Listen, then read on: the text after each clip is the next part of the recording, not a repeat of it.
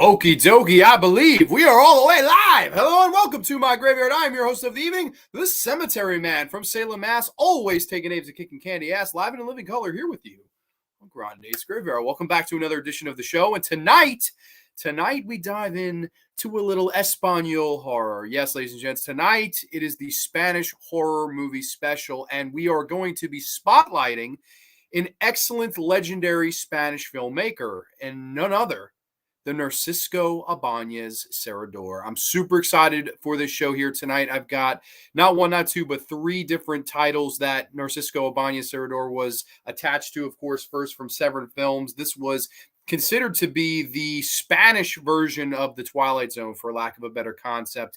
The legendary Spanish anthology horror series Historias para no Dormir, a.k.a.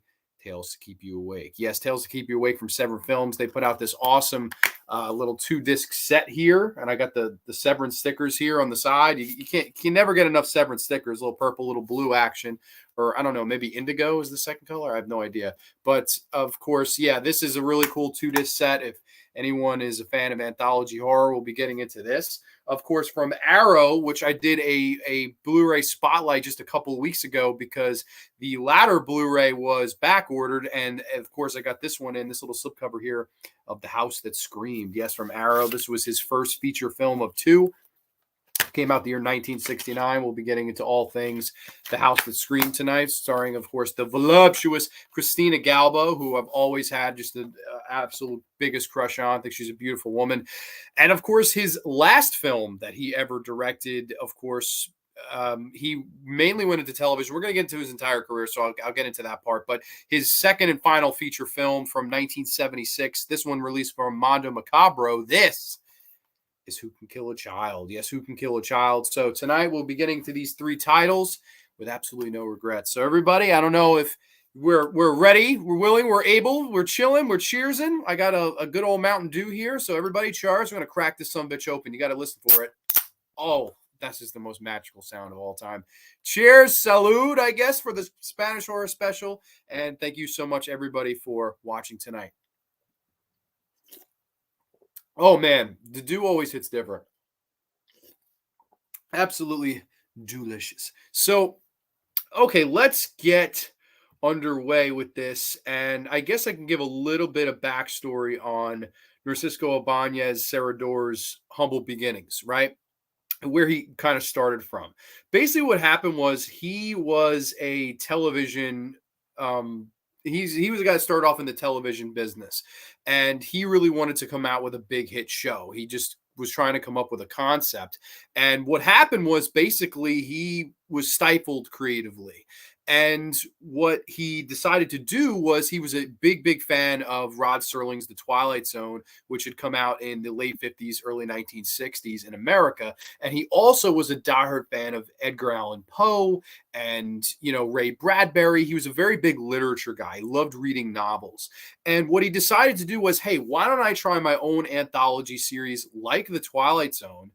And we could see if maybe I can, capture that same kind of aesthetic, appeal, draw, that type of thing. He was trying to kind of capture the lightning in a bottle that was The Twilight Zone because he was, like I said, a big literature fan. And he said, I could take stories from Ray Bradbury. I could take stories from Edgar Allan Poe. I could take my own original stories. And I could also hire some, new up and coming writers to write the shows that I'm going to direct, produce, write, all that good stuff.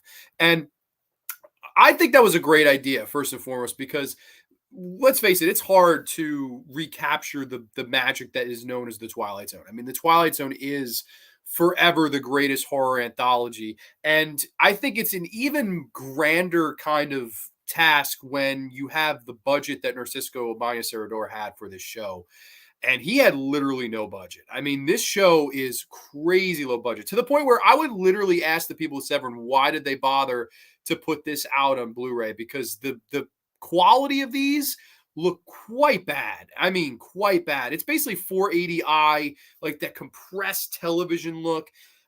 Some of these are so grainy and scratchy to the point where it's like you can barely see what's going on. I mean, some of these are in real rough condition, which is unfortunate. But I mean, it goes to show you that he had a very small percentage of the budget that a Rod Serling has. Rod Serling was able to shoot the Twilight Zones mostly on film, whereas Narsisco Ibanez Serrador, all of these, aside from the premiere, the first episode, El Cumpleaños, are all kind of shot and made for TV, and they look like they're shot on Shittio. I mean, they look kind of rough, which is a shame, but I do think his heart was in the right place because he acts as the host of the show where he introduces the segments. And while we all know that nobody can kind of be Rod Serling as cool as Rod Serling and rock into the kind of limelight with the cigarette in hand and occupation librarian, like the cool Rod Serling isms, I guess, if you will, he kind of decided, hey, let me try for a more like Spanish Alfred Hitchcock type of thing, where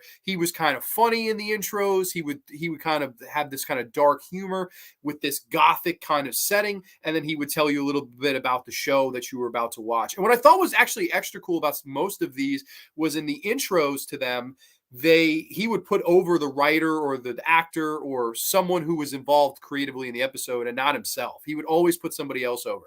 This is a tale from Edgar Allan Poe. I'm a huge fan. I hope you enjoy it.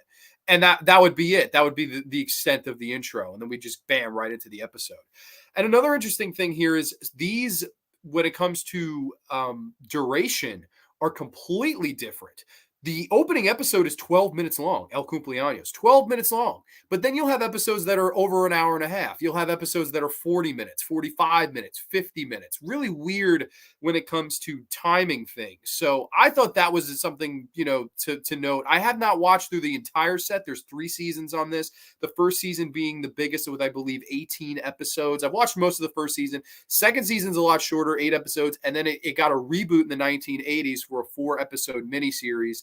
And that was very, very brief, but I'm going to get into some of my favorite episodes of this. Obviously, we're not going to do the traditional, I run through every episode, tell you what I think of every episode. I'm just going to give you ones that I would recommend. These are all on Tubi. If you have Tubi, obviously Tubi is free. Although Mr. AJ Zetro told me that some do not have the subtitles for whatever fucking reason. So I don't know. If you want to pick this up, Severin put this set out. I'm going to get into some of my favorite episodes of this. But we got a couple people in the chat. Let's say hi. Hola, Grande. Interesting topic tonight. Only saw one Spanish horror, unfortunately, was Wreck. Okay, understandable. No, this is, I could have retitled the show to just a Narsisco Ibanez Serrador spotlight. But the initial thought process was, I want to do, I really want to do Spanish special, and I was going to map it out. But then when I thought more about it, I was like, you know what? Like, this guy was a really special filmmaker, and I kind of want to give him a spotlight here because I think what he did in the genre was quite impressive. And that's kind of why I settled upon doing this show here tonight as a kind of like tribute to him, spotlight to him, and kind of a celebration of him. Obviously, he just passed away just a couple of years ago, which is a damn shame. But yeah, I wanted to celebrate him tonight. What's up, Grande? Love Spanish horror. Big fan of Ruben Galindo Jr. Excited to learn about some Serrador and get some good movie recommendations. Awesome, Mernsey. Welcome, my friend. The Heroic Pancakes are in the house. Hey, good evening, everyone. Happy Thursday. Welcome, Heroic Pancakes. That has got to be one of the cooler YouTube handles I've seen. Love the thumbnail, Video Nasties. And you know what? I might as well spoil it right now. Next week, Video Nasties special number 4. Yes, we're back into the Video Nasties next week, so I'm super excited about that. So welcome, Mr. Heroic Pancakes. Slasher Fred is in the house. There was once a thriller TV series called The Following. It had starred Kevin Bacon in the series. The main antagonist in the first season had a Poe obsession. That's cool. There's a lot of Poe. There's a lot of Bradbury. There's a lot of interesting creative stories from Narsisco Ibanez Serrador original concepts, and then there's some episodes that are written by up and coming writers at that time that were of course born and raised in Uruguay, like Narsisco Ibanez Serrador. He was born and raised in Uruguay. Sean Blue Digital's in the house. Good evening, everyone. Happy Thursday. Welcome, Mr. Sean Blue Digital. Hope all's well with you, buddy. James Abernathy's in the house. Hola, Grande. Currently in a hotel after being in a hospital yesterday. They've been investigating a lung condition. Probably developed after going through treatment 4 years ago. Oh my goodness. Well, I'll tell you what, James, I hope you get better. ASAP. I promise. I'm giving you a shout out right now. Everybody in the chat, give James Abernathy a shout out. Give James Abernathy, show him your love, because that is horrifying. I'm not a stranger to lung circumstances. When I had COVID, I had a pulmonary embolism and I had a giant blood clot in my right lung. And to this day, if I run or get overheated or whatever the fuck, if I breathe in, I get like a very sharp pain there. So lung pain is very fucking frightening. I hope, number one, I hope everything is okay. I hope you get better ASAP, man. We're all pulling for you. James Abernathy, man, hang in there. And hopefully we can keep you entertained tonight if you're not doing anything. But I would recommend rest. So you can always catch the replay. That's always a fucking option. So welcome, my friend. Hope you get better ASAP. Yeah, I'm not too big on Spanish horror, and I'm familiar with a few of them. Okay, yeah, no worries. AJ Zitro, ahoy, ahoy, ahoy, matey. AJ, like I said, AJ was the one telling me that these are on Tubi, but some of them don't have the subtitles, which is a crying shame because these do have the subtitles, of course, on here. And overall, I really like this show from top to bottom. I think it's a really good show, and I wanted to get into some of my favorite episodes as some of you guys are sending James some love. Hang in there, absolutely, man. We're pulling for you. That is no joke. That's kind of scary stuff right there. So we hope you get better ASAP, man. That's absolutely horrifying. So yeah, so all right, let's get into some of my favorite episodes of this. I don't know if I'm going to do a top 5, a top 3, but just some episodes that I wanted to mention on here, ones that I really liked, ones that stood out to me. And of course, honestly, the series premiere I thought was one of, if not the best episodes. I'm not going to say it was my favorite. I have a specific favorite, but I wanted to talk briefly about that series premiere episode known as El Cumpleaños. The day of his 50th birthday, a man plots to kill his wife and rob the bank he works for. Yes, El Cumpleaños. Now, this to me is how you kick off a series. I mean, just an incredible series premiere, series kickoff from top to bottom. It's a very short episode of television. It only runs about 12 minutes long. So it's very brief, but it basically tells the story of a man who is looking forward to his 50th birthday. And almost the entire episode, we hear the thoughts in his head as a monologue. We hear everything that he is thinking. And it's someone that is fed up with his life. He's fed up with his 9 to 5. He's fed up with the woman that he fell in love with and married. He is fed up from top to bottom. And I think it was an interesting concept to kind of tackle the horrors of monotony, right? Because all the while, we will run through patches in our lives where we are just sick of it. We don't want to go to work in the morning. We don't want to get out of bed. We don't want to deal with our nagging significant other. We've all been there. We've all done that. And it fucking sucks when you're feeling that way. But here's somebody that's turning 50 years old on their birthday, right? It's a big, big milestone of a birthday. And he doesn't have big plans for a party. He doesn't have big plans to go out. He has big plans to murder his wife and rob the bank he works for and make a run to Brazil. Very fun concept. And I love how Narsisco Ibanez Serrador directs this episode because I just think he did a wonderful job portraying that, like the horrors of monotony. And we share breakfast with this character where he's sitting down and thinking about his wife. And he's kind of thinking along the lines of, how am I going to kill her later? And he's watching her ever so slightly kind of cut up pieces of bread. And he is thinking deep down inside, I want to fucking kill this woman with this knife. And he's thinking about it in horrific detail is, oh my God, she's cutting up all this bread with this stuff. And I want to just take the knife and cut her. It's quite dark. It's quite dark and disturbing with the thoughts that he's thinking. And then, of course, he gets to his job and he's explaining to you his 9 to 5, what he does on a regular basis and how he's going to rob them, how he's going to rip them off, go out to dinner with his wife, come back home, cut her in half, and make a run for fucking Brazil. Very crazy concept here. And I was like, you know what? This is interesting. It's only 12 minutes long. Like, where is this going to possibly go? And I never could have been prepared for the answer. So spoiler alert here. This is a crazy one. Of course, he goes out to dinner after robbing the bank. He's got the money in the bag. He is chilling like a villain, like Bob Dylan. And his wife says, hey, we're going to go back to the house. We'll settle in. We'll hang out. We'll do this, that, and the other. Let's just, enjoy each other tonight. And he says, okay, open the door. And she goes for the key to open the door. And he pulls out a knife and whammo, starts cutting her, literally cuts this bitch in half to the point where you're like, holy fucking shit. He just did this, man. Like, this is absolutely wild. He cut this bitch in half with two halves of a torso in hand, the money in the bag. He opens up the door to his apartment. And of course, sorprendido, surprise. Yes, there's a bunch of people trying to surprise him for his 50th birthday party that his wife must have set up. And of course, he walks in with his wife in hand, the money, and it doesn't look like he's going to make it to Brazil as we kind of fade to black. I thought that was a wonderful twist and a wonderful kind of kickoff episode, to the point where I felt it had a little bit of everything. I was like, man, this is like, how smart is this?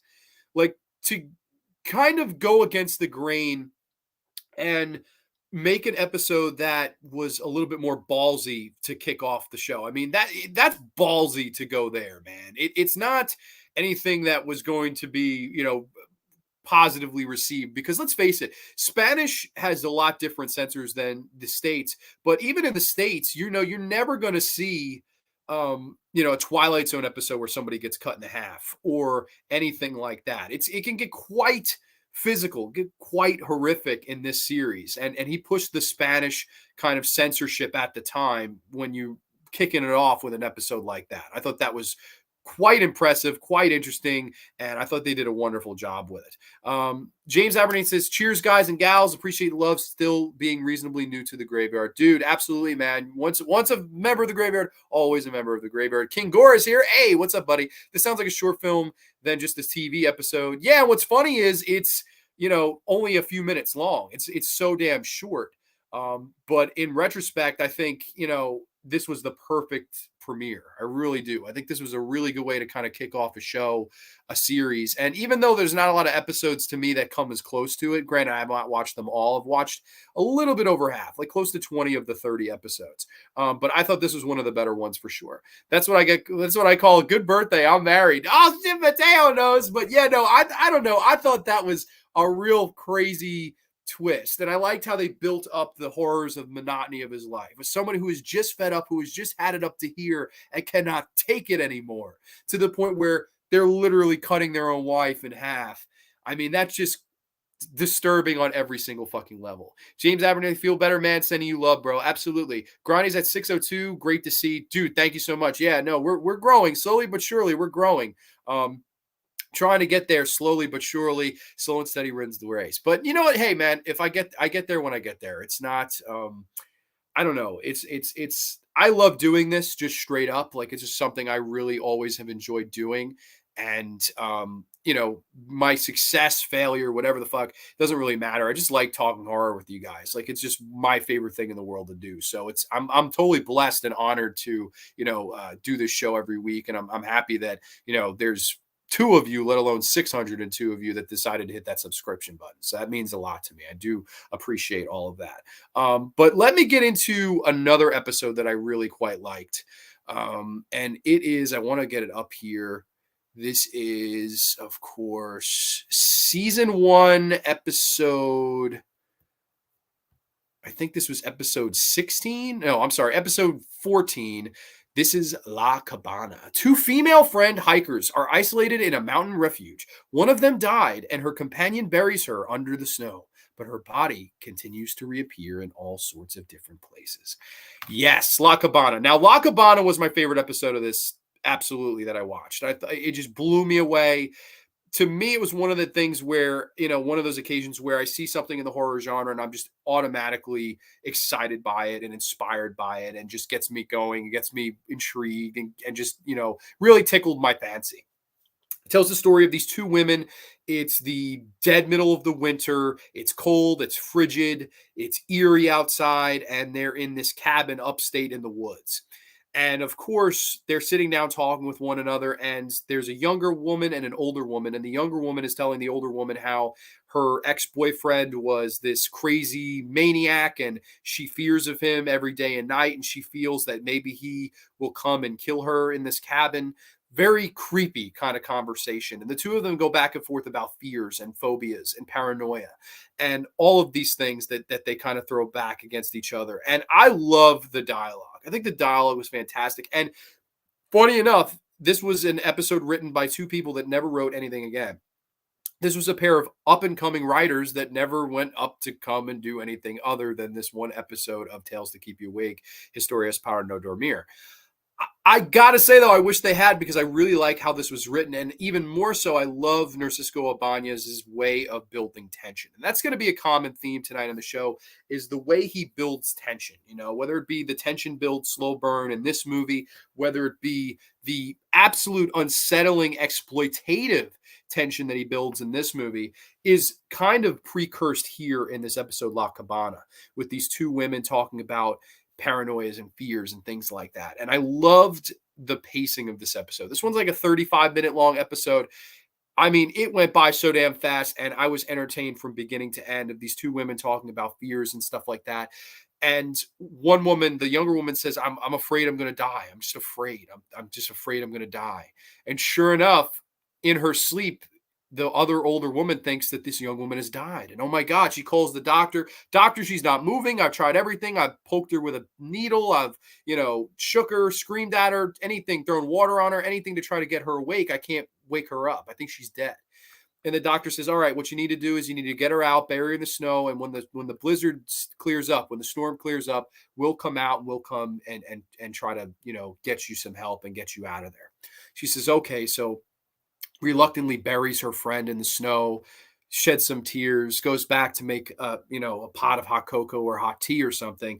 Does it, turns around, and bam, the body is at the table, just still not moving, still like a corpse, but of course wet from the snow outside, just laying there, kind of.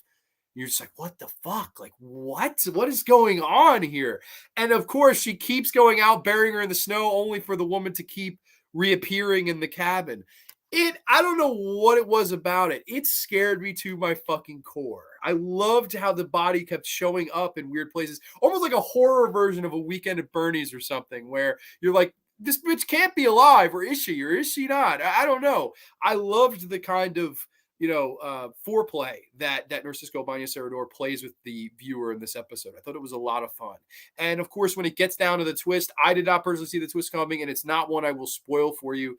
But to me, La Cabana was everything I love to love in a good anthology horror segment, and this one was no exception. I loved La Cabana. That's the one that I would definitely highly recommend for people to watch because I thought it was just absolutely fantastic. And another really good one I liked here was called El Asfalto, which was the season 1 finale. And this was a very interesting episode in the fact that it starred Narsisco Ibanez Serrador's father. Yes, his father, who actually does appear in quite a few of the episodes, but this one, he is the lead, of course. And he basically plays this man who's taking a walk on the day. He's walking out on the sidewalk or whatever. And he takes an unfortunate step into this asphalt that is not dry. And he gets stuck in there. He's trying to pull himself out. He cannot do it. And of course, the entire episode kind of plays out where he keeps encountering people that will not help him. And it's a big kind of social commentary on the fact that people always stop to look, but they never stop to help. It's kind of a jab at society, something that George Romero probably would have saw and absolutely adored this episode. I really liked the kind of message and point of view, and not even just that. I'm not never one big on politics or social political messages. I'm not political in any way, shape, or form, but I thought it was done here so creatively. The way that Narsisco Ibanez sets the whole kind of episode up, where it's almost like this animated town, this cartoon town, where the buildings are actually just paper mache, and you can tell they are. The cars are just paper mache. There's alerts and alarms and people being told there's someone stuck in the asphalt. All of it is just sort of almost looks like you're in a kid's world, or you're in a drawing on your grandmother's fridge in Pennsylvania. I mean, just absolutely wild, the world that Narsisco Ibanez Serrador created with this particular episode. And then on top of this, aesthetically appealing and visually appealing childlike world, we are given an adult social political theme. And those two you would never think would mix, but they go together like peanut butter and jelly, like fucking pizza and pepperoni. It just went together perfectly. And I loved this episode, El Asfalto. I thought it was tremendous. As every scene we cut back from people trying to convince the higher ups we have to help him. Well, it's a little late in the day. We deserve the right to sleep, don't we? He gets lower and lower and lower. He's sinking deeper and deeper and deeper into the El Asfalto, to the point where, you can kind of draw your own conclusion. But I mean, I thought it was wonderful. I really did. I thought the visual look of it, the mixing of, the childlike look to the adult like message. I thought it was such an interesting combination here. And I loved Ellis Falto. I thought that I was like, that's how you end a season. Like this, they started the season off right with El Cumpleaños. You had a bunch of really good ones in the middle, ones that I didn't get into. There are ones I didn't like. I can get if a couple of rants, we could hear those. There was La Mano, which was not even directed by anybody from the show. It was just a episode of The Outer Limits, I believe, that they had just air in syndication, which was weird. You had one where La Bodega, which was about the fucking killer mushrooms. I shit you not. It's a two-parter, hour long, about killer mushrooms, and it fucking sucked. This was Ray Bradbury joint. I gotta be honest, man. I don't care for Ray Bradbury. I really don't. I know it's gonna be very unpopular. I've read a lot of his stuff. I just never cared for Ray Bradbury. I don't know. Just something about him I never really liked. I always felt he fit more in the science fiction world of things as opposed to horror, whereas he generally got mentioned along the names of horror, right? Like you mentioned H.P. Lovecraft, you mentioned Edgar Allan Poe. Bradbury is probably not too far behind with being mentioned if he's not the next one mentioned. I just always felt he fit more science fiction and trying to make statements about society as opposed to horror. And this is a horror series. I mean, generally, most of these episodes that I watched at least were horror related. This one just came and went like a fart in church. I didn't like this one. It was like this kid gets this special package of mushrooms in the mail, and they're not making him high. They're making him and everyone else crazy. And he puts them in the fucking lemonade. And if you drink the lemon, oh, it was fucking weird. I didn't like La Bodega. I thought that was one of the worst ones I watched. There was also another one that Ray Bradbury wrote called El Cohete, which was, it translates to the rocket, which is about this old man who is, trying to convince his family that they need to fly a rocket to the moon. Why the fuck? I don't know. There was a couple of these, mainly the Ray Bradbury ones, that I was like, what the fuck? Like, who the fuck thought this was a good idea to make an episode of a horror series? I don't know. I just thought it kind of just was a shit at the fan. It didn't really stick to anything, unfortunately, either. But yeah, no, I don't know. That one, some of the Ray Bradbury ones, I just clearly did not care for. But El Asfalto, to me, a very good episode, one that I'd highly recommend.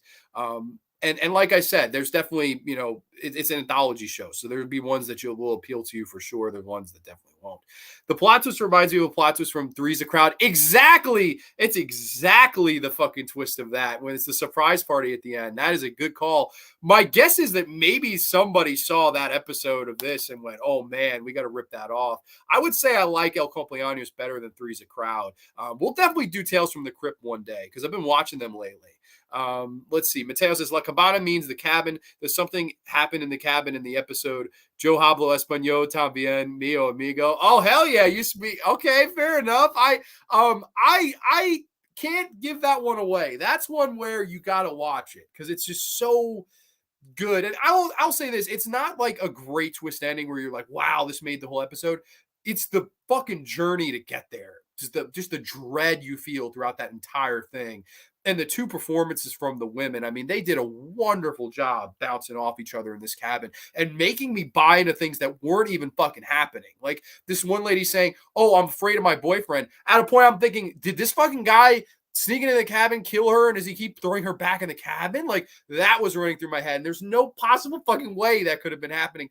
But I even got myself there. That's horror on a different level because I'm using my imagination to try to fill in what the fuck is going on to explain something that did not have logic to it yet, as of yet, of course, until you get to the twist.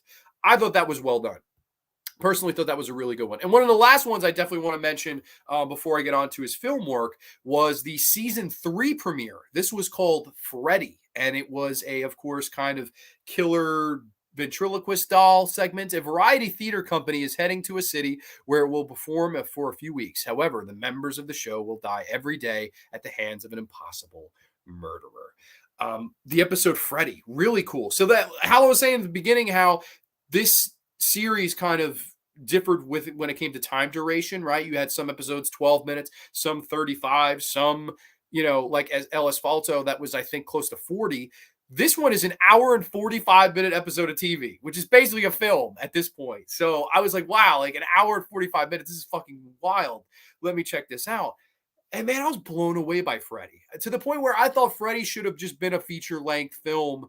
And you actually given this motherfucker a budget like you did with Who Can Kill a Child, like you did with The House That Screamed, and actually let him make a feature length killer ventriloquist doll movie, because I thought Freddy, the episode Freddy, was just one of the best ones I watched. And like I said, it tells the story of this kind of traveling theater crew where you have a lounge singer, you have a magician, you have the ventriloquist guy, you have the whole cast of characters, right? The people that entertain people at nightclubs and things like that. And of course, they're going town to town, and basically one by one, they're getting picked off. And the most, of course, suspected person is, of course, the one that who it can't be. It can't just be the doll, can it? This episode in particular, I thought was brilliant in and of the fact that Narsisco Ibanez was finally able to play with a little bit of color, right? Because the first two seasons of this was all black and white, exclusively black and white. So you have more of a gothic feel, more of a kind of dread to that degree. You're not being a chance to show color. And in my opinion, color is a big deal. I love me some color. I love when filmmakers can play with color, and he took no liberties there, because the fucking color he plays with in this particular episode, I thought was absolutely tremendous from beginning to finish. I mean, just some of the best, most beautiful visuals that you'll ever see. I mean, I thought it was brilliant, and I can actually pull up one of the visuals here of the woman here. Actually, no, they don't have the picture on here on IMDb, but I did post it on the community tab, where it's a woman towards the end of the episode. Some of the lighting on her face is pink, some of it's green, and she's kind of looking around the studio, kind of intrigued, scared, bewildered, what have you. And then, of course, the Freddy doll comes up from behind her, and she kind of quickly like turns, and you get the "somebody's watching me," that kind of feeling as the dummy pops up from behind. It's a great sequence. I just thought that was great, as this creepy doll comes up across the actress. I want to get the actress's name here. Silvia Tortosa as Louisa. She was the lounge singer. Just a beautiful woman, man. Absolute 10 out of 10 woman. I believe she was also in Horror Express and some other Hammer horror films from around the early 1970s.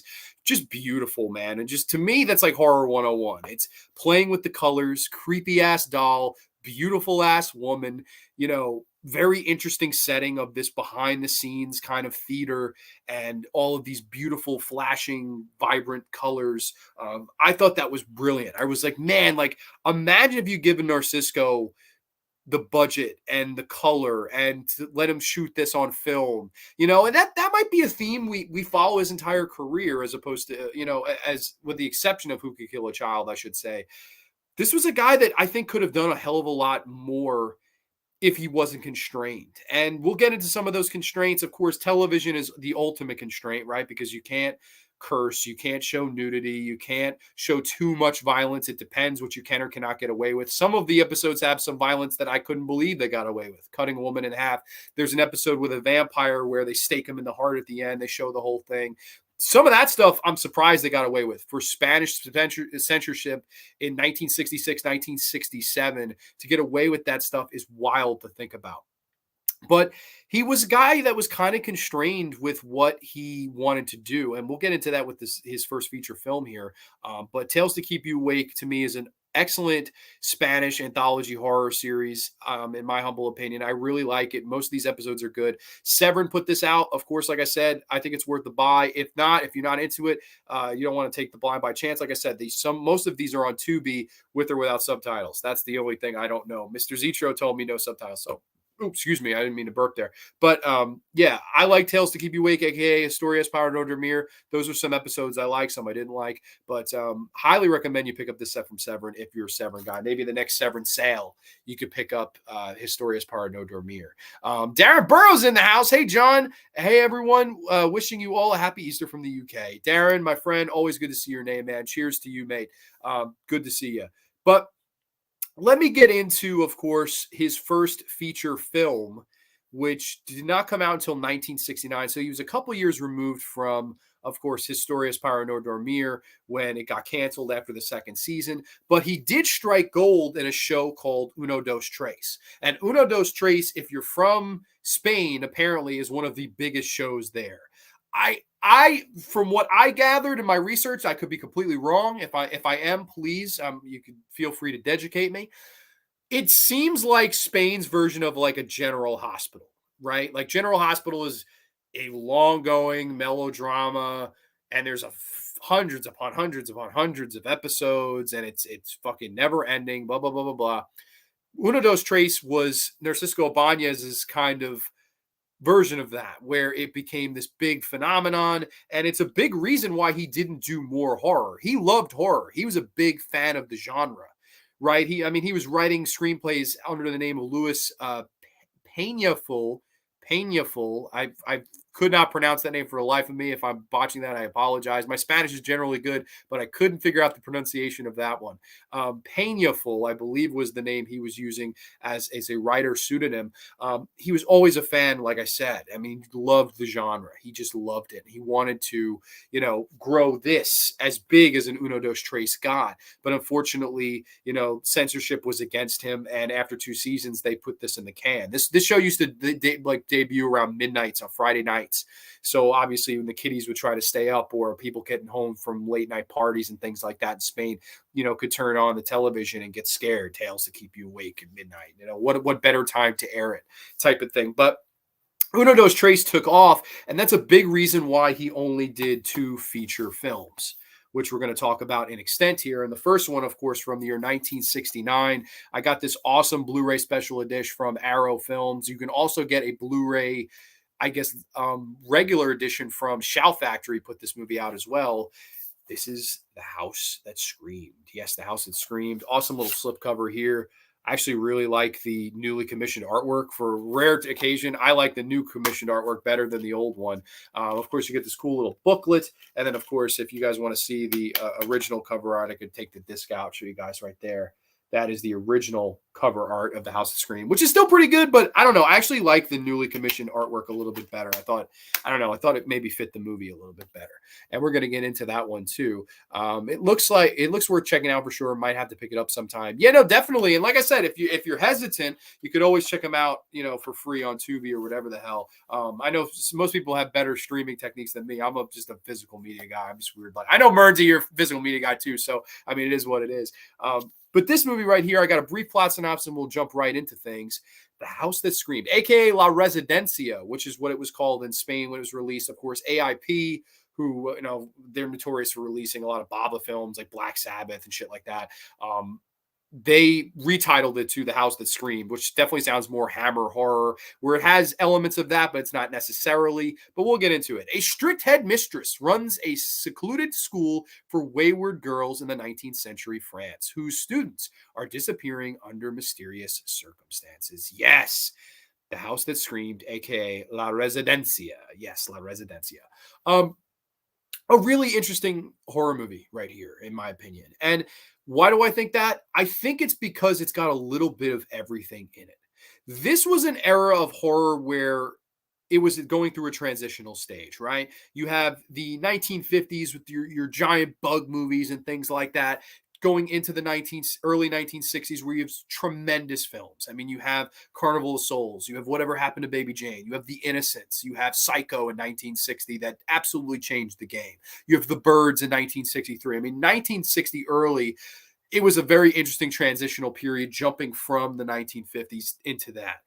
But when we go toward the latter half of the 60s and into the 70s, that's when things were in a very interesting transitional period, because you have a movie like this that I think has elements of both what came before and what came after it. And that's what's quite interesting about it. I don't think this is a Giallo, but there are Giallo elements. I don't think this is a Hammer film, but it has Hammer elements. And I'm not a big Hammer horror guy. Like, I'll be the first to tell you, of all the flavors of horror ice cream, Hammer might be my least favorite. And I know I pissed. Well, I'll take Hammer over fucking torture porn. But I'm being honest here. There's a ton of different flavors, right? Horror is like ice cream. There's slashers. There's psychological. There's fucking serial killers. There's ghosts, vampires, werewolves, fucking you name it, zombies, you name it. You can fucking throw a rock and you'll hit a fucking horror subgenre. Um, but Hammer never was a big Hammer guy, never, and never will be. You just don't like them. It has elements of that here, but it's not specifically Hammer horror. It's got a little bit of everything. It's got a little bit of psychological horror in there. It's got a little bit of its head of its time shit. It's got stuff that was dated. I just think this is a very interesting transitional horror film that came out in the transitional era, which I would say would be like 1968 to 1972. Like you have Night of the Living Dead in 68, which created a whole subgenre of horror in the zombie. And then you go into like 1972 where Last House on the Left, and followed by the Texas Chainsaw Massacre and all these horror movies that kind of turned exploitative. Hence his second and final feature film, Who Can Kill a Child, which is definitely more 70s and grimy and gritty and exploitative. That's the thing, this was made in a very interesting tweener era. And that's why I think it's kind of interesting to look back on this film. It's going to be fun to get into this, but we got a couple of comments here. The poster that comes with the house that Scream deserves a frame. I've got it upstairs. I think I have the poster upstairs. Maybe, is it in here? It is in here. I'm sorry. I thought I had taken it out, but I haven't. So I can actually show you all. Why the hell not? You know what? You mentioned in the poster, because it is double-sided, of course, with the old school artwork and the new school artwork. This is what I love about Arrow. To me, there's no horror Blu-ray company better than Arrow. Best transfers, best packaging, best special features, generally a good price. I mean, to me, it can't beat Arrow. But this is, of course, the little mini poster of the original one sheet. I think this is really nice, of course. And, of course, the newly commissioned artwork, which I, believe it or not, actually like slightly better. I like this. Christina Galbo, front and center. I just think this is awesome, fucking newly commissioned. I have plenty of frames like that. Like here, I have the Last House on the Left one hanging up. That's also from Arrow over there. But yeah, no, I'm a big fan of how Arrow does their packaging. Anthony is here. Hey, Grande, what's up, all? Sounds right up my alley. Historias, Dormir. Have to check it out. Well, hey, you being the big Twilight Zone guy that you are, I think you dig it. Now, it's okay. There's nothing that's as good as the Twilight Zone. To me, it's the greatest show of all time, the original 59 to 64 Twilight Zone series. I don't think you could ever get better than that. But this might have been the first one to come along after it. Like, dare I say, I'm not sure when Outer Limits debuted or premiered. But Historias Dormir had to be one of the first ones to come after the Twilight Zone, like right after it. No, Hitchcock Presents was around that time during the Twilight Zone. And then, of course, Historias Dormir was a big hit when it came out, but unfortunately the television did it. Godzilla 1957, 56, I believe. La Residencia, Heart, underrated. Okay, Corey thinks it's underrated gem. I think this is a good movie. I will say it's a little bit of a mixed bag, but I would definitely say it's a little bit above average. It tells the story of this school for troubled girls, and Christina Galbo is the new girl in town. And I know a lot of people in the reviews I read for the film, oh, this is a precursor to Suspiria. Argento ripped this off for Suspiria. No way. No. Okay, yeah, it's interesting setup. A girl going to an all-girls school in another country, and people start getting picked off. Yeah, definitely similar setup. But in no way is this like a Suspiria. Like, the music in it is definitely not like anything in Suspiria, to me. At least that's what I would personally say.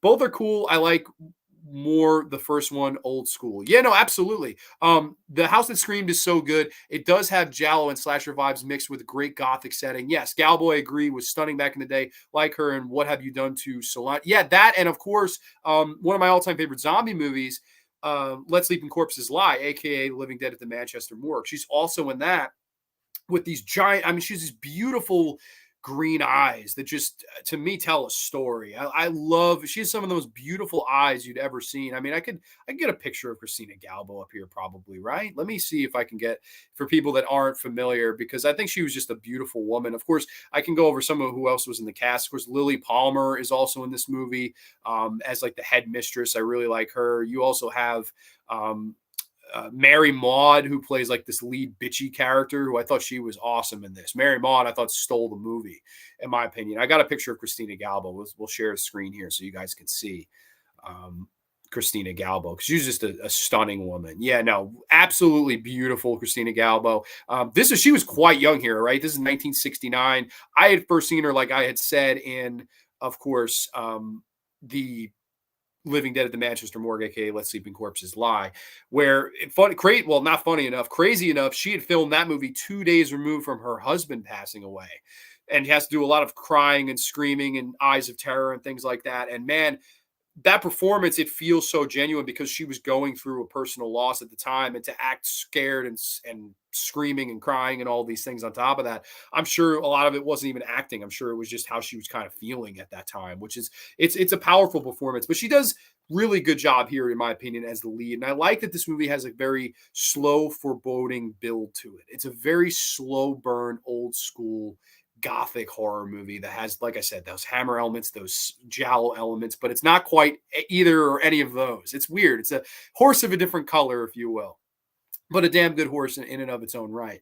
And there's some interesting sequences in this that I definitely wanted to go over. There's a very interesting story where Narsisco was, of course, like I was saying before, restrained by the censors. And what do I mean by that? Of course, there's a scene where all of the girls get in the shower, and he wanted to film the shower sequences of all these girls talking to each other, and there would be a type peeping Tom looking through the hole to kind of be a red herring character or whatever. The censorship in Spain did not want naked women. And then I guess the next logical question you ask, how the fuck do you shoot a shower scene with a bunch of women and none of them could be naked? What the fuck is there to do? I'll tell you what he did. He said, hey, fuck it. All of you wear your nightgowns in the shower, and technically you're not naked. So that's one thing he had to do. They restrained him from showing nudity in this film, even though he wanted it to be R-rated. They wanted it to be GP and get wider distribution, and they forced him to not have. Now you can, if you have fucking eyes, you can see that the women are naked. You can see their bodies underneath these very transparent nightgowns, but they were covered up apparently, and it passed censorship. So weird. I don't know why they gave him such a hard time overshooting that. To me, it's just absolutely mind-boggling in the world we live in today, where the show Euphoria and fucking every fucking thing has nudity and yits and violence and everything. And this guy couldn't even show, girls, showering together. It's very odd. I thought that was a very odd restraint, but it doesn't just stop there. There's also a scene where one of the girls goes out and she's going to have sex with the one of the gardeners, or I think it was one of the school gardeners, and she's going in like this kind of barn to have sex with him, and they shoot it the typical way where you see them run off together. They get to the barn, they start to kiss, and we think we're going to see a sex scene with maybe some kind of interruption from our killer. Maybe so. They said, Narsisco, you can't film a sex scene either. We can't have no yits. We can't have no fucking dicks, nothing. You can't film a sex scene, pal. Nope. Find another way.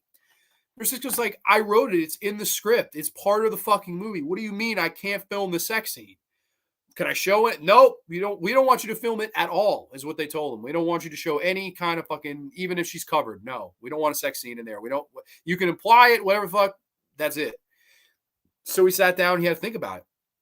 How the fuck do I shoot a sex scene without being able to film it? How do I do that? And what he did, to me, is what sets him apart from a lot of different filmmakers.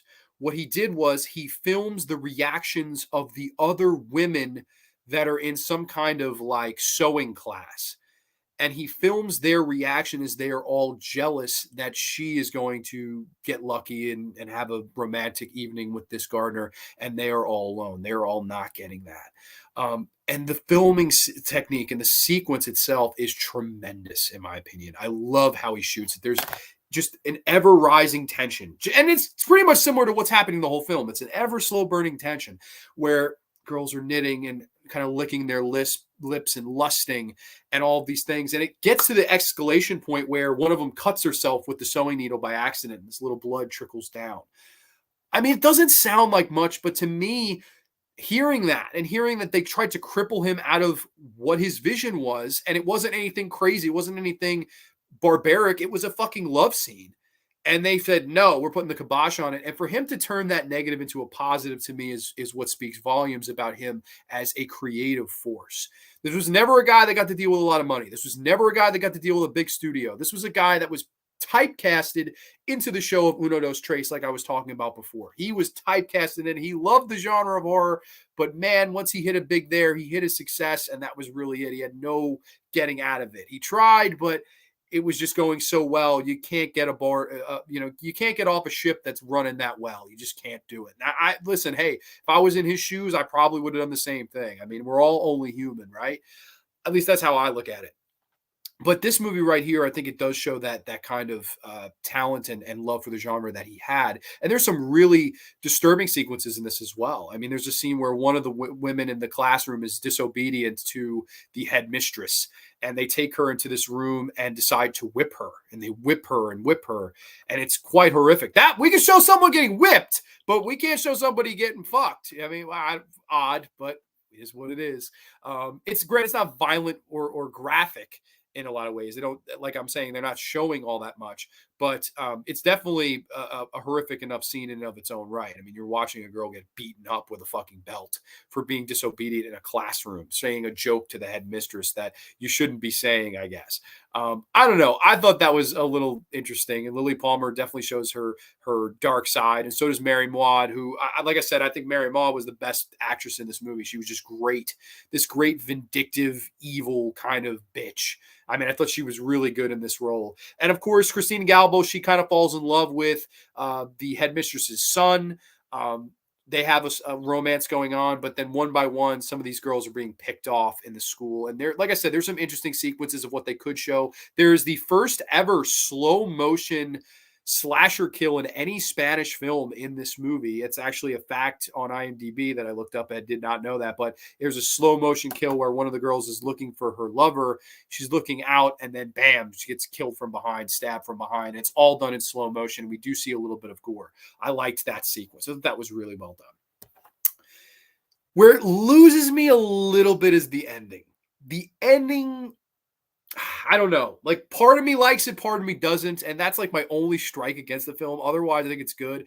There's two different cuts of this movie. Like I said, there's a 94-minute cut version. That's the AIP version. There's also a 105-minute Spanish version, and of course, that's the uncut version of the movie. Now, also a thing with this movie, it was half English actors, half Spanish actors. So if you watch the English cut, half of the stuff will match up with the English. If you watch the Spanish cut, half of the stuff will match up with the Spanish. So no matter which dub you pick, some of the lips aren't going to match here. So I thought that was quite interesting. I was like, oh man, I picked the longer cut because I always want to see a film in its entirety, how its director, of course, intends for it to be watched. And this was one that I was happy I watched it. I'll definitely one day check out the shorter cut, but I definitely think that the 105-minute cut was fine. But getting into the ending. So spoiler alert, if you haven't seen this one, like I said, you can check it out. I'm sure you could find this somewhere streaming. I recommend the Blu-ray. I think it looks great. And I know, like I said, Shout Factory released like a bare bones Blu-ray of it years and years and years back. Of course, Christine Galbo is killed a little bit too early off, for my opinion. I guess it's the beginning of the third act where she gets killed off.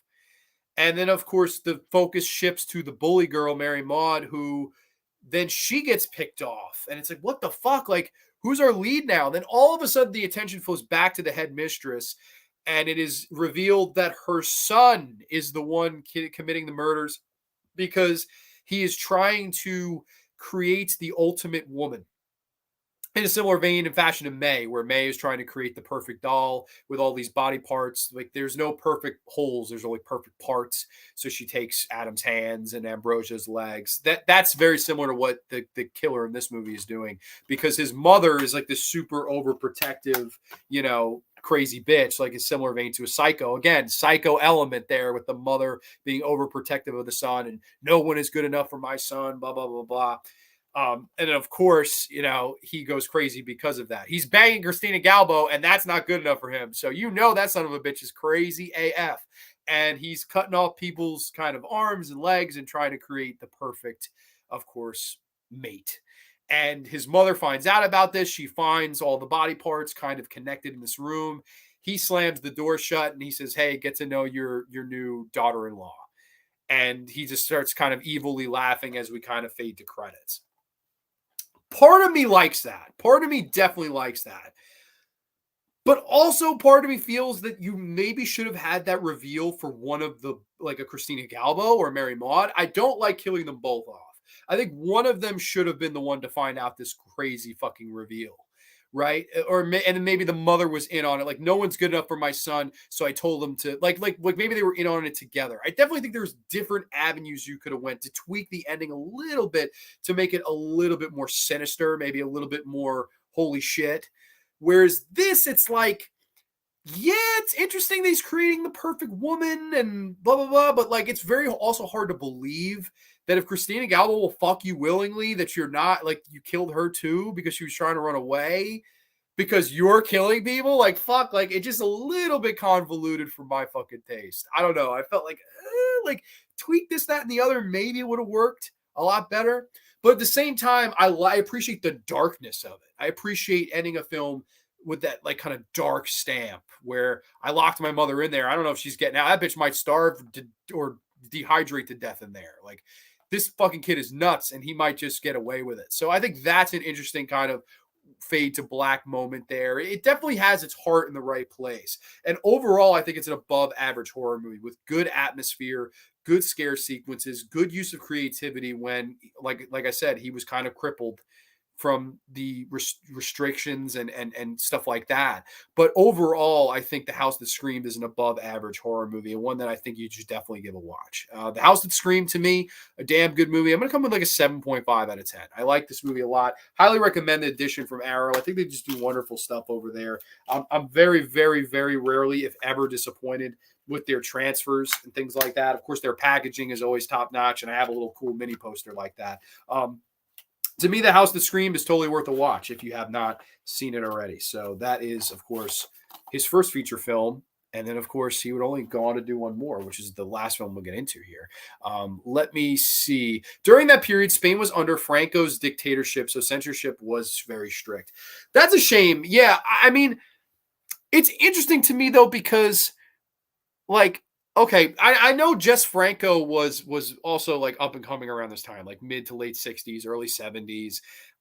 He went to Germany to make a lot of his films. So that's where he went because I guess in Spain he was limited and restricted and stuff like that as well. So he just decided to travel to Germany to shoot a lot of his feature films, and that's ended up what happening. So that was a very interesting.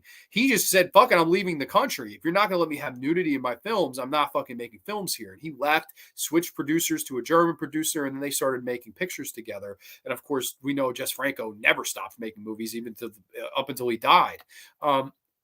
It's a shame that that's the case, and that what was going on with Spain at that time. But the next movie we're going to get into, it thankfully lifts some of those restrictions and let Narsisco Ibanez Serrador kind of flow free creatively. Such a great film. Really nice to see Arrow give it love it deserves. That Scream Factory release has been OOP for a while. Goes for crazy money on Amazon in Canada. Really? Oh man, I didn't know that at all. Well then, okay, then definitely get the Arrow edition for sure because it does have a lot of good features. They have an interview with Narsisco Ibanez's son, which I thought was wonderful to listen to. Really cool to hear some of the stories he had of being a child growing up on the sets of this and Historias para no Dormir and Who Could Kill a Child. This is so cool. I love hearing old school stories like that. I guess that the Spanish in the 1960s they really did. They had different censorship. It was just a different, and that's all by what country you're going by, right? Like the United States were definitely more hardcore with like nudity and shit like that. Like you could show violence and shit like that, but then there's other countries where nudity is fine and you can't show a lot of violence. So it's really all dependent on where you are geographically when it comes to censorship. I mean, some of them are hardcore about one thing, some of them hardcore about another, some of them free, some of them hardcore about everything. So you're never really, knowing where you're standing out with that. The Undead of Night is here. Good brother Tom, welcome. Hi, John, everyone in the chat. Just skimmed through the beginning of the stream and liked what I heard about Tales to Keep You Awake. Thanks for adding another to the watch list. Awesome, man. Like I said, it's on Tubi. I don't know if you caught that part of it. It's on Tubi, but from what I'm told, it is with or without subtitles. So that's kind of iffy. But I like most of the episodes I watched. Didn't watch all 30 of them. I watched over like around 20. Thought those were good. But that brings us to his second and unfortunately his final feature film. And I find a big shame in this because after watching this movie, you wonder, man, what's next for a filmmaker like this? And the answer was just straight television the rest of his career. And I find that a damn shame because I love this movie. And I think of all the stuff I watched of Narsisco Ibanez Serrador for this show, this Spanish special, and in a way, director spotlight, this was my favorite, probably. This and La Cabana close hand in hand as my favorite for, something that Narsisco Ibanez Serrador directed. And tonight on Grande's Graveyard, we ask ourselves the question. We ask ourselves the crucial question. Who can kill a child? Yes, Who Can Kill a Child from 1976. Wow. I mean, everything that he was ever restricted in doing when it comes to these two projects, right? I mean, you can't film girls in the shower. You can't film a girl having sex with a gardener. You can't film them in sewing class, cutting themselves by accident because they're lusting over this son of a bitch. And you can't show this, that, and the other because this is syndicated television, and we will not let you get away with that, even though it's debuting and airing on midnight. At midnight, they couldn't show whatever the fuck they wanted. The gloves came off here. The fucking gloves got taken off here by Narsisco Ibanez Serrador, and I fucking love that. I think this movie's great. Let's get brief plot synopsis here, and we'll jump right into Who Can Kill a Child. A couple of English tourists arrive on an island where the children have gone crazy and are murdering the adults. Yes, Who Can Kill a Child? This is a very, very good exploitation horror film. And this one, man, really fucking scares the shit out of me in a lot of ways. It does have some political theme in there and right at the opening. So if that's something that turns you off, you might get turned off by the opening 5 minutes of this. And me being someone who's not political at all, I just have no dog in the fight. I never have been, like I said, never will be. I will say this. If you're ever going to integrate it here, it's done in a very disturbing way. Basically, the movie opens up with a 5 to 6 minute archival footage, real life footage, almost like Faces of Death, right? Like the real stuff shown in Faces of Death, where it's children from the wars, famine. You see children from the Holocaust. You see sickly children, like crazy skinny. You can see their skeleton almost through their skin, being starved, being tortured, horrifying. I mean, horrifying to the point where you're like, wow, okay, that sets a tone where that's the first 5-6 minutes of this movie. You have this like kind of news prompter guy talking over the footage, and we see all this footage of these children that have suffered from what the director calls, adults' mistakes, whether it be war, whether it be famine, whether it be racism, no matter what it may be. His whole point of this movie is that children are the ones that suffered. And here is this movie where we are shown the other side of the coin. What happens when children have had it up to here? What happens when children decide to turn the tables on us adults?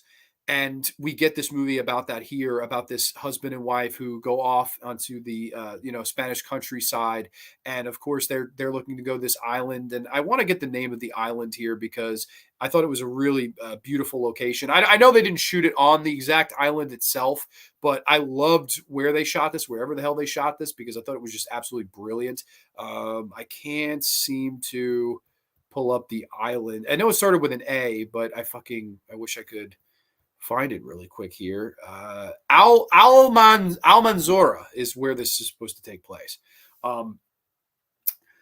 They are vacationing. All seems well. They're husband and wife. She's got 2 kids, a third one on the way. She's pregnant. They're holding hands, telling stories, enjoying themselves. And they decide, hey, let's take the boat out tomorrow. We'll go to Almanzora and we'll enjoy the day. We'll go there. I grew up there. The husband keeps telling her how he grew up there and how, personal it was to him. They get there and they encounter these children. Some of them speak, some of them don't. Some of them laugh, some of them cry. Each one of them kind of has a specific emotion that they invoke. And they think it's weird at first. What the hell's going on? But they don't think anything of it. They just decide, hey, let's go into the town. Wow. They go into the town and they start to find some dead bodies of adults. And just like his other previous works, again, slow building of the tension as we see an old man who is beaten to death with a cane. We see a human piñata that is being hoisted above by these children with a rope. They're hoisting him above, and they have a kid, not with a bat, but with a sickle. and jumping up, with the blindfold on, swinging and cutting this human pinata up. Absolutely fucking crazy. Considering, like I said, what we just came from. You can't film the girl having sex with the gardener in the barn, but we can film now, 1976, now that these exploitation films have come out. Now that Mateo, I saw in the chat here, says after 1975, the censorship in Spain changed radically after the death of Francisco Franco. Now we can show fucking human pinatas getting beaten open with fucking sickles. Crazy how that dynamic changes just over a course of 7 years. Wild. And man, so is this movie, Who Can Kill a Child. I mean, there's some crazy fucking sequences in this that just absolutely blow me away. But let me get to comments here and we'll get into those for sure. I think we were here. Yup, a masterpiece. Yeah, absolutely, man. I would consider this movie a masterpiece as well. Either violence gets censored or nudity gets censored. Depends on which types of prudes are in charge. Exactly. And that's dependent on the country. Awesome to see Grande finally talking about Who Can Kill a Child. Graveyard History. Thank you, my friend. I'm happy you're enjoying it, man. We got to talk about this one together sometime, man, because I know you're into hardcore exploitation horror like I am. Like, that's our big love and passion. And man, this is a movie that goes right in with that. The plot to Who Can Kill a Child is like a pre-Children of the Corn, definitely. And also, I would say a movie like Eden Lake. It's definitely a precursor to a movie like Eden Lake. It definitely has similar like vibe to Eden Lake. I don't know if people have seen that movie. That's a pretty decent movie with Michael Fassbender is in it in an early role. Cooper Glover Brian's here. Hey, Grande, I was playing guitar and forgot you were on. I didn't mean to forget. Sorry. Dude, you are fine. Thank you for your support as always, my friend. King wrote Children of the Corn a year after, I think. Oh, that makes sense. I just ordered Who Can Kill a Child Blu-ray and should have it tomorrow. Awesome, man. Yeah, hey, I threw like 25 for this. At first, I was like, man, it's a little bit pricey, and it is, but man, it's a good movie. After I just read that one, sorry. Terry is here. Terry, welcome. Hello, Grande. Hello, all in the chat. Welcome, my friend Terry. Awesome. Preferred it over Children of the Corn ever since. Oh, easily better than Children. Children of the Corn ain't even half as good as this movie. Thumbs up. Thank you, Terry. Appreciate that. People saying hi to one another. Corey saying, wish the director had gotten another chance to make something bigger. He had a great eye for morbid storytelling. My humble opinion, I think he would have gotten the shot. I think it was just the success of Uno Dos Tres that was so big at the time, he didn't want to abandon that ship. I really think that's why we never got another feature film from Narsisco Ibanez Serrador, and that's a damn shame. You almost wish that show had flopped so he would have got another, itching to make a horror film. But when you're going so well and hand over fisting money, maybe the ambition leaves. I don't know exactly what happened. That's from what his son said seemed to be the case. I am a novice of Spanish horror. Very cool. Luis Bunel made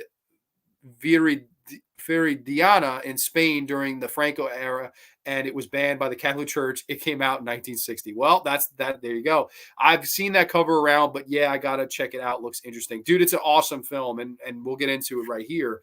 Like I was saying before, it's very nice to see when a filmmaker grows before your eyes, right? Like he started small in the television and made some really good atmospheric, creepy, gothic horror. Then he jumped into something that was a transitional horror film with hammer elements, with giallo elements, with playing with color for the first time, of course. This was before Freddy had aired in 1982.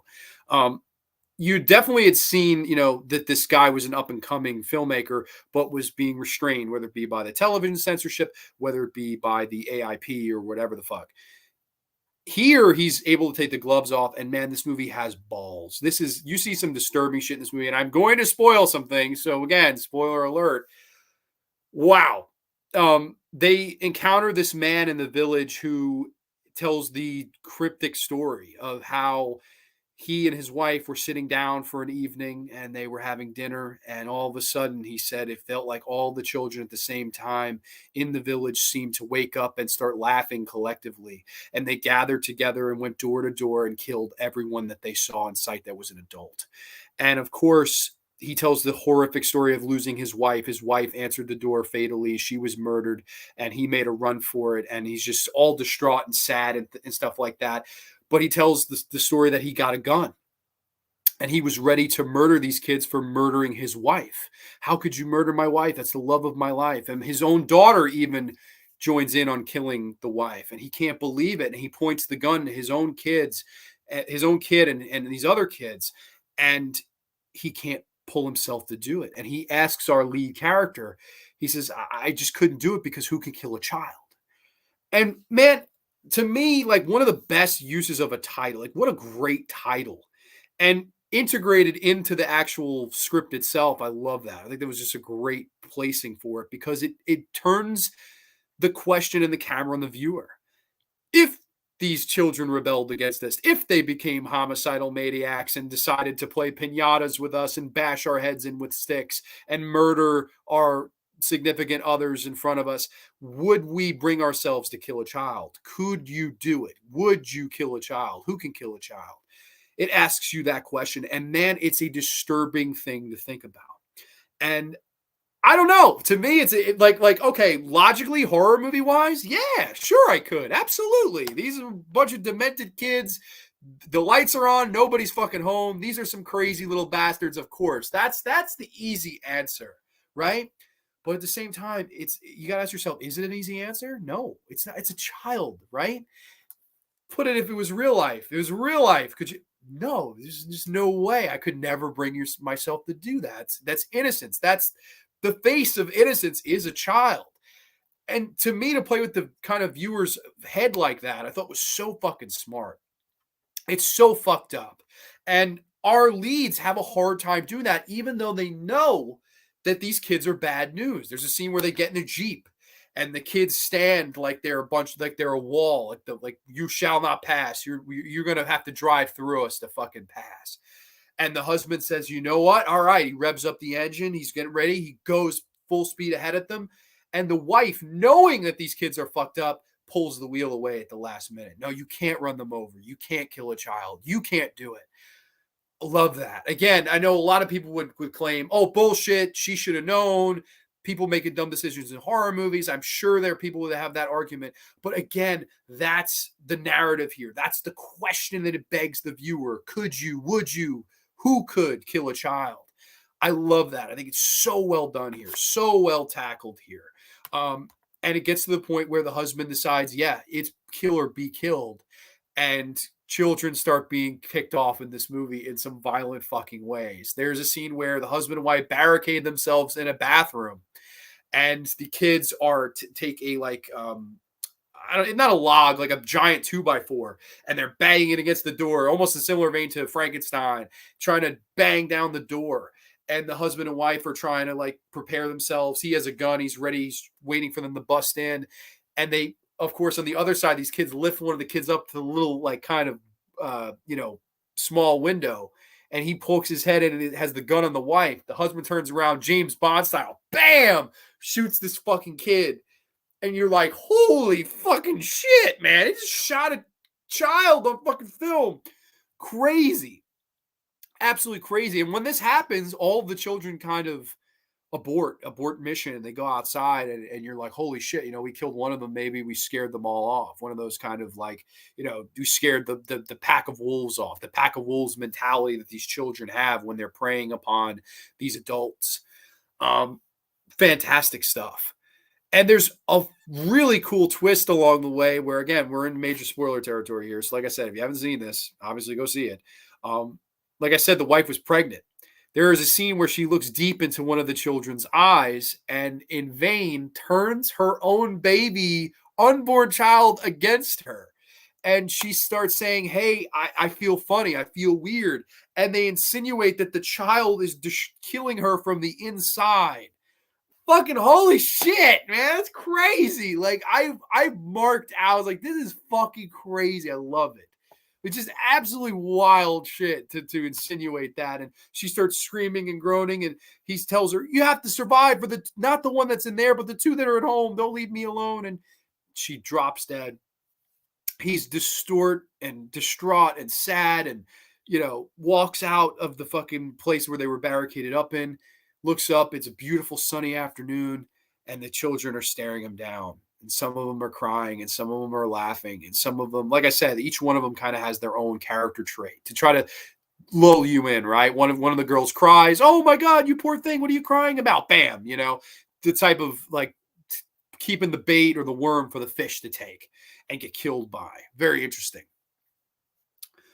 They all standing there. Some of them are laughing. Some of them are crying. They're showing their emotions.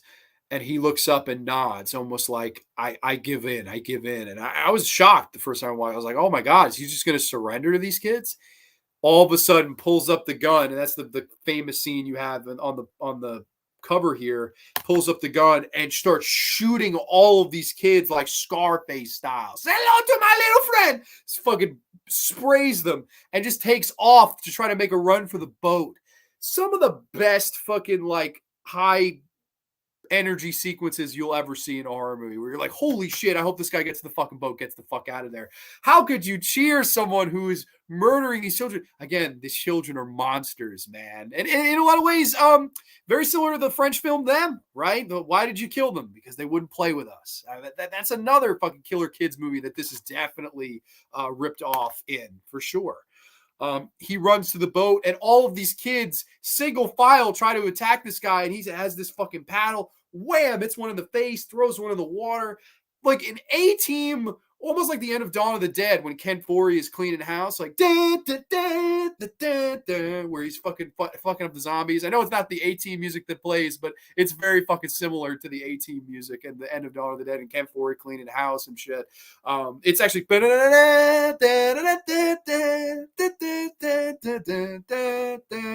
they might as well have played that here if this guy cleaning house, but again, it wouldn't probably have fit the tone of the movie, I guess. He's cleaning house and they hold him down. One girl stabs him with the scissors. He gets up, starts fighting back. They stab him in the fucking side of the leg. He screams, take it out, throws. Wild fucking battle between one man and like 30 kids. I mean, it's fucking crazy. And then, of course, these cops kind of show up and they shoot his ass dead because their thought, obviously, the kids are innocent. Kids are innocent in all of this. They show up, they put on the puppy dog eyes for the cops, and then they kill the cops. And then, of course, the next kind of thing they insinuate is we're going to go to the next island. And obviously, you think this is going to become like a plague, like not a children's zombie movie like the piece of shit Children of the Living Dead, which is one of the worst zombie movies ever made. Tom Savini, I'll never forgive you for being in that, but in a way, like, you know, an infected child, like we're going to spread this. This is going to be like a virus. We're going to spread our disease, spread our curse to all the children in the world, and all the adults will fall. And what I really like is, man, there's never, ever an explanation as to why the kids are doing this, why it happened, why just at one night out of the blue, they woke up and decided we're turning crazy. I love that. And I like that he also, though I'm not big on politics, like I said, throws that in there too, where it's like, hey, children have suffered from our horrible doings in the past. Now it's our turn to suffer from their horrible doings in the future. I thought that was an interesting point. Now, again, doesn't have to be in there. Probably not. Could you have told the same exact story? Absolutely. But I do think at the end of the day, it was an interesting kind of point to have, and to express it in such a horrific way with the archival footage of actual children suffering from famine, suffering from war, suffering from the Holocaust, adds a little bit of horror on top to me. And I thought that was very tough to watch. It does not let you become desensitized to a movie that you otherwise maybe could be. So that's maybe the big reason to have it in there. I don't know, though. To me, Who Could Kill a Child is a horror classic. Like, when I think great exploitation horror movies in the 1970s, this has got to be right up there. I mean, it's right up there with a Texas Chainsaw Massacre, The Hills Have Eyes, fucking Last House on the Left, Black Christmas, fucking right up there with great horror movies like that of the 1970s. To me, it fits right in with those. And to me, it's Narsisco Ibanez Serrador's crowning moment as a filmmaker, because it's the one where he put everything together. He put the psychological element in there, the exploitative element because he was no longer restrained. There's the slasher element of the children picking off people, killing them with these fucking, you know, sickles and shit like that. Just everything. He was able to make this his most grand film.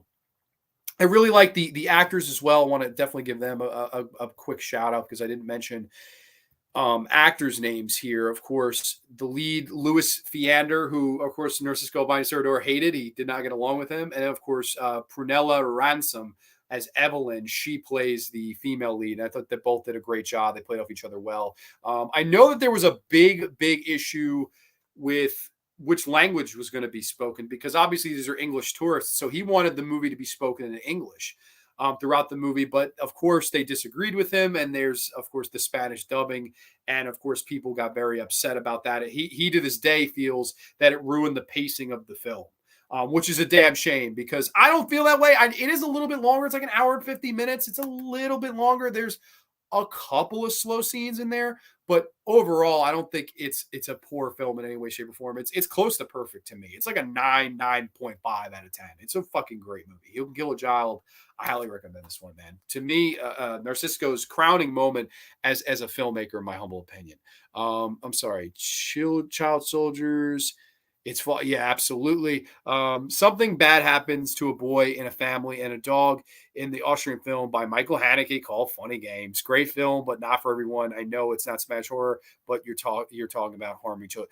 Hey, man, Funny Games, like I said, is one of my all-time favorite horror movies. One of the ones that disturbed me to no end. I mean, I to this day find that movie fucking horrifying. So I totally understand where you're coming from there. I love that movie as well. Criterion has an awesome Blu-ray of that out. Creepy kids always make a good horror movie. Absolutely. No, they do. That's so true. Cool, nice recommendation. Is this on Tubi too? To my knowledge, it is not on Tubi. I could check right now. I have the tab up on IMDb if it is streaming anywhere.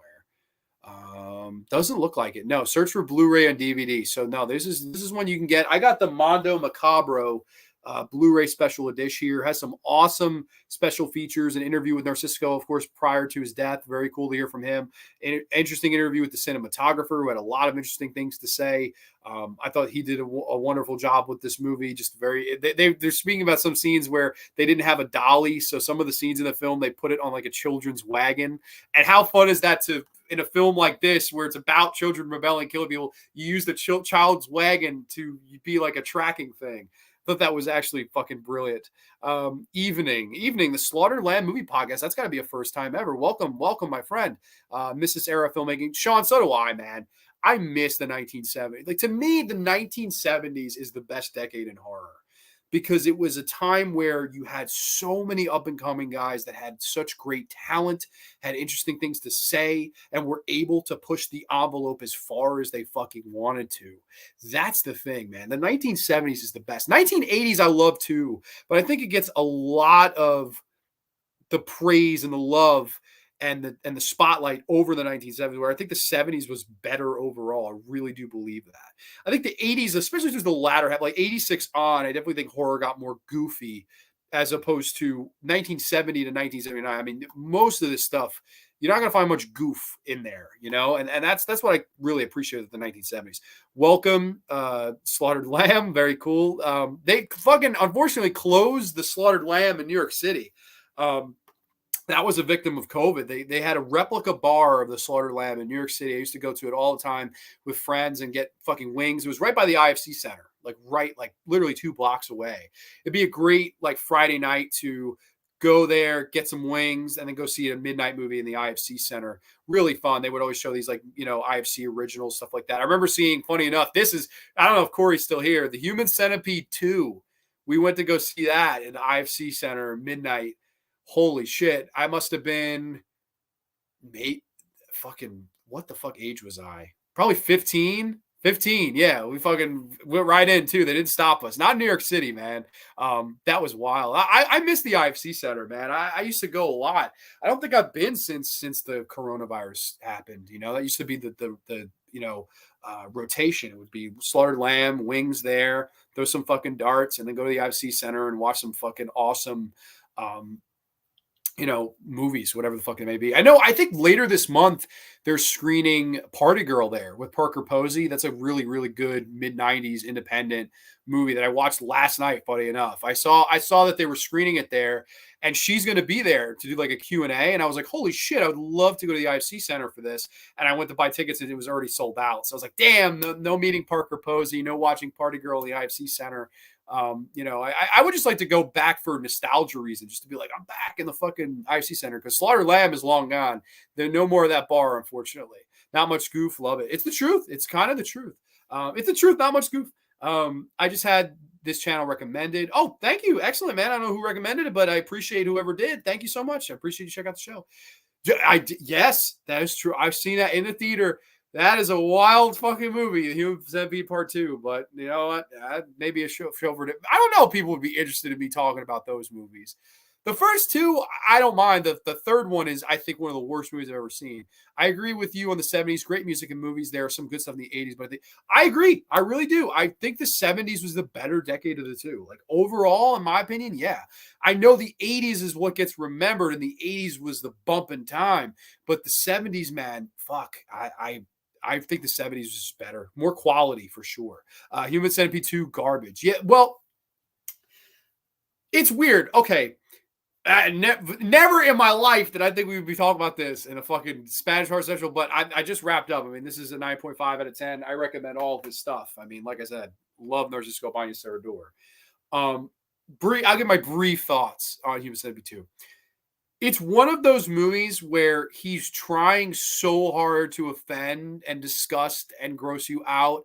And some of the stuff that's in it, I mean, if I say it, I might offend someone. That's how fucking crazy the stuff is in it.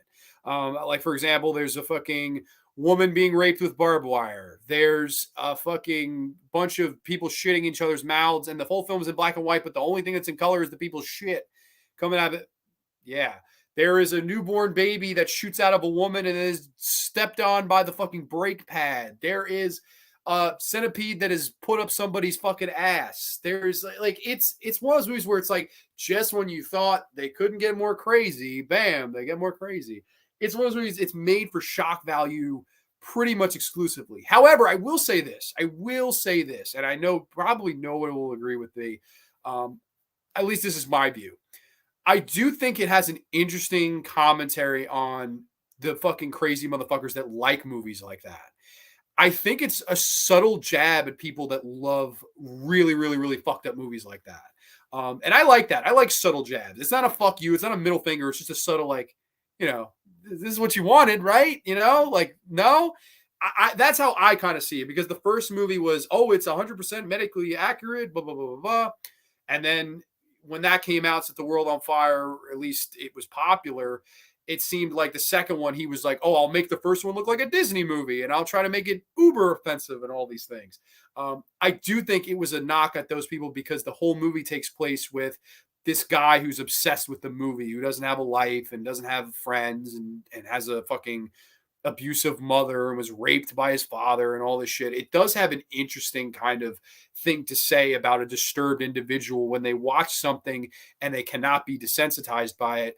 Where do they go from there? I think it had a nice point to it, but the movie itself, it leaves a lot to be desired, and it's just for the sake of it, mostly, you know, and that's why I would agree that it is sort of garbage. I don't hate it. It's definitely, it's better than the third film for sure. It's better than the third film. The third film is a piece of shit, but the second one, yeah, it's just for gratuity's sake, you know. And that guy, that top 6 guy, where the fuck has he been since? He can't get any distribution because everyone knows he's not fucking good. He's just not. It's just, I don't know.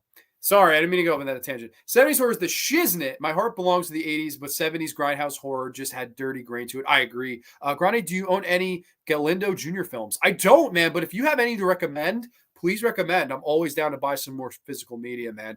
I just got my first paycheck for my new job, and man, I feel like a millionaire right now. Like, granted, it wasn't that big of a check, but it was just a few weeks I had gone without one, so now I feel like, oh, I got money again, you know? So totally recommend. I would love to go on a physical media binge. LOL, I could barely remember the Centipede movies, but never seen the third one. Good for you. Never see it because it's fucking horrible. Human Centipede 2 got banned here and eventually cut severely here in the UK. Yeah, again, we were talking about censorship all night. I don't know if the UK has ever gotten an uncut version of that movie, which is fucking crazy. You know, I saw it in New York City at 15 years old. It's just so weird how the fucking world works. Like, his country is banned. If he tried to get in at 15, they would have told him to go fuck himself. Me, sure, come on in. Give me your fucking, you know, money for overexpensive ticket. I saw the first Human Centipede and it was pretty gross. I don't know why I watched it. It was something everybody watched. It was like, I don't know. It was like Haley's Comet. It was like, oh, everyone needs to see this. And then when you say, it's like, all right, well, it wasn't really that much. Ciao, Grande. Sorry I'm late. I have a lot going on today. We'll hope all is well with you, Miss C. We're just wrapping up here. Unless anyone else has something else you want to talk about. I didn't see the second Centipede. I just don't want to get sick again. Well, if you got sick by the first one, the second one would definitely make you sick again for sure because it's a lot more hardcore and purposely hardcore. But to me, aside from one reason, not many other reasons. Yeah, that's a good point, Brian. It is like watching a car accident. It's the truth. It is very true. Spanish Horror needs a part two. Love to hear what you think of The Orphanage, Sleep Tight, Shrew's Nest, or Tigers Are Not Afraid. Well, of those four, yeah, four, I've seen The Orphanage and I love The Orphanage. Yeah, see, I feel kind of bad with this show. Well, whereas I do think I put on a good show, but I should have maybe been more just a spotlight on Narsisco Ibanez Serrador. Like the initial concept was I'm going to do an array of Spanish horror, and then it turned into I saw The House That Screamed, I saw Who Killed a Child, I was watching Historias para Dormir because it just came out on the Blu-ray set in October, I think. And I was just so watching all of his work. I was like, man, let me do like a tribute to him. So I maybe should have retitled this as to just a spotlight, director spotlight. But I do apologize. But I will totally do a Spanish horror part two. But to short and brief mention The Orphanage, I love that movie. Jay Bayona, funny enough, cited Narsisco Ibanez Serrador as his main influence to become a filmmaker. And that's a guy that went on to do, I think, one of the Jurassic World movies. The only one worth the shit to me was the second one. It was as dumb and stupid as it was fun. And I liked how the final act was like in this gothic mansion with this, what was it, Indoraptor? And the Indoraptor killing people and smiling and shit like that. Just like a weird fucking movie that completely changed gears from all the other Jurassic Park movies, which is something I kind of liked. I like Jay Bayona. I think everything he does is just fantastic. He's a good filmmaker, in my opinion. I definitely would like to see those other ones, man. So Sleep Tight, Shrew's Nest, or Tigers Are Not Afraid. I'll tell you what, maybe I'll take your recommendations here. Let me write these down. Here, I'll write them down on my phone, because I'm always down for some recommendations. And like I said, I'm always down to fucking get some more fucking physical media, of course. Sleep Tight. We've got Shrew's Nest. And Mersey, I'll definitely hear yours too. Shrew's Nest, and then Tigers Are Not Afraid. That one sounds fucking crazy. Are Not Afraid. Okay, I've written them all down in my notes, so that's more to the watch list. Thank you, Brother Tom. Always appreciate your recommendations as well. Tigers Are Not Afraid is awesome, so Slaughtered Lamb agrees with you. Agreed, love talking Spanish horror. Highly recommend checking out Don't Panic, Grave Robbers, and Cemetery of Terror. Galindo, all Vinegar Syndrome releases. Okay, so cool. Next Vincent sale, I'll be on the fucking lookout for those, because that's I always get in the Vincent scales for sure. Tigers Not Afraid on Shudder. Viridiana on Criterion. Okay, not a horror film though. No worries. Did you get a chance to watch the Guatemalan movie La Llorona? No, I saw the fucking piece of shit American one, The Curse of La Llorona, which was the fucking, of course, part of the Conjuring series, which is a piece of shit movie. I hated the La Llorona movie in America, at least. I know there's a bunch of adaptations of that. There's like not just, I mean, there's quite a few. Recently got a 4K. Okay, cool.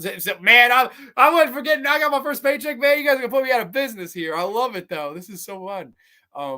Yeah, no, I'm always down to buy some Criterion and 4Ks and new titles like that. But briefly, next week on the show, I'm gonna put a vote up. Maybe Sunday we'll do the vote. I'm going to do Video Nasty Special number 4. Now, this is something I want to ask you guys. If you guys even want to tell me here, you could do that too. Maybe we'll just skip the vote. I don't know. Video Nasty Special number 4. Way back, way back, before I even had a camera that was worth a shit, I did the cannibal movies on the Video Nasties. Just all the cannibal movies on the list. While it's a very heavily viewed video, it's definitely not a great episode production-wise. I was sitting on my bed. I was also rushed. This was, kind of a rushed episode. So in a lot of ways, I could go ahead and redo that. I could do like a remake and cover all the cannibal movies on the Video Nasties list again, and this time in high quality and living color, maybe a little bit of HD thrown in there. I don't know. That's something you guys would want to see. And the other alternative would be I'd pick video nasties at random, and we cover maybe 3 or 4, and we'll go through the video nasty special. Flesh for Frankenstein was one I had in mind. Fight for Your Life was one I had in mind. The Killer Nun is one I had in mind. There's tons of video nasties out there that I own and haven't spoken about yet. So definitely up to you guys. If you guys don't want to say here, not sure, I'll totally put up a vote, and whichever one wins, we'll do. Also did the actor spotlight voting, and it was very close between Michael Keaton and Sylvester Stallone. The last I checked, Michael Keaton had the lead. So we'll definitely do that show towards the end of the month, if not the beginning of May, whoever wins that, Keaton or Stallone.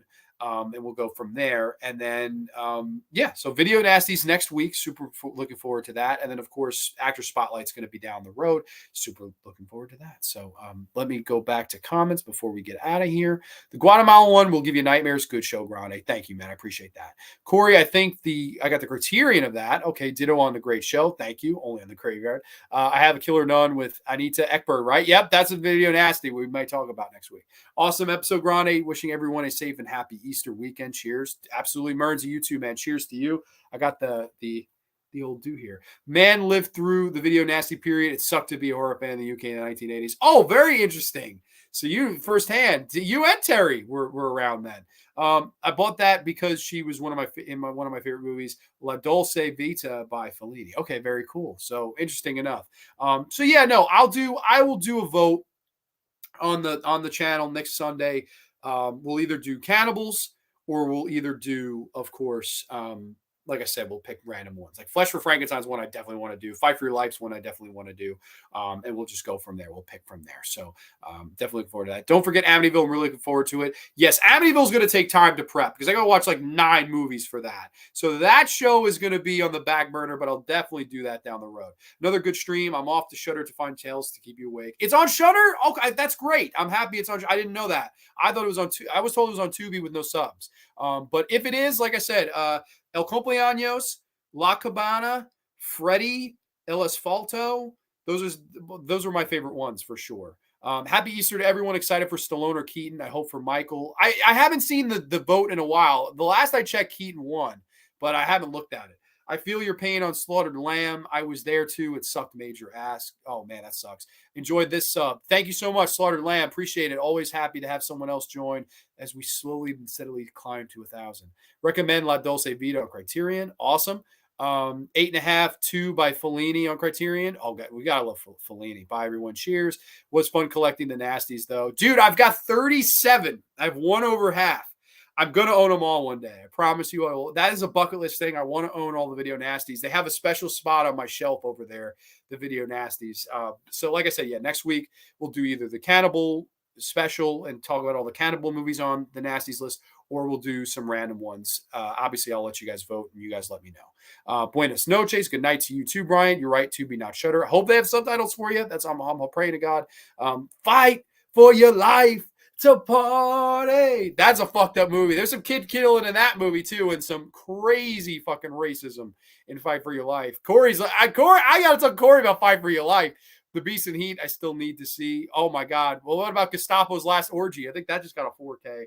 And Love Camp 7 got a Blu-ray. I Miss You, Hugs and Kisses got a Blu-ray. I love the Video Nasties. I know too much about them. But everybody, like everyone was saying before, cheers to a safe, happy, healthy, wonderful Easter weekend. And like I said, if you have not already, please check out some of the works of Narsisco Ibanez Serrador. We will dedicate this episode to his memory. May he rest in peace. And everyone have a safe, happy, healthy night and weekend. And we will catch you next time for the Video Nasty special number 4, only on the Graveyard. To sweet peace. Cheers. And we'll catch you next time. Good night, everybody. Salud!